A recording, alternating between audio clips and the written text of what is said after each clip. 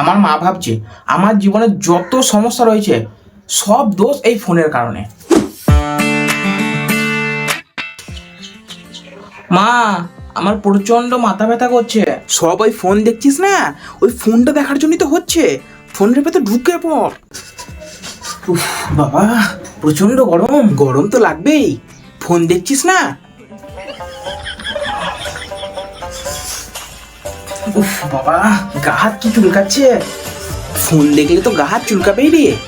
Phone দেখ, আরো করে ফোন দেখ।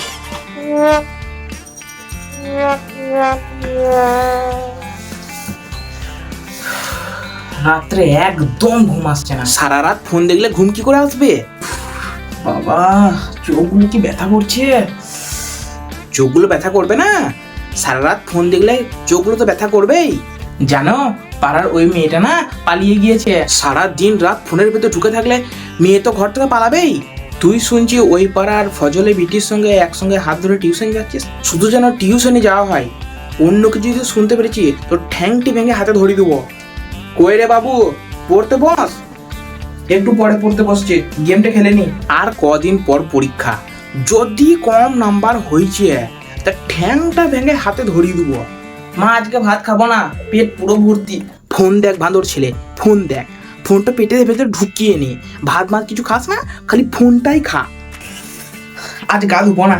হ্যাঁ রে গরু, চান্ডালের মতন হয়ে থাক। গা হাত ধুস না, খালি মোবাইলটা নিয়ে পড়ে থাক।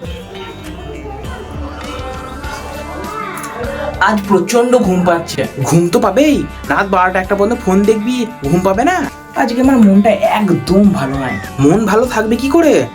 মনের ভেতর ফোন ভরা আছে যে, মন ভালো থাকবে না? এ মা, আজকে না স্কুল যেতে আমাকে ভালো লাগছে না। এই ফোনটা কিনে দিয়েই তো আমি সর্বনাশে কালটা ঘরে ডেকে এনেছি। আরো করে ফোন দেখ, ফোন দেখে যা।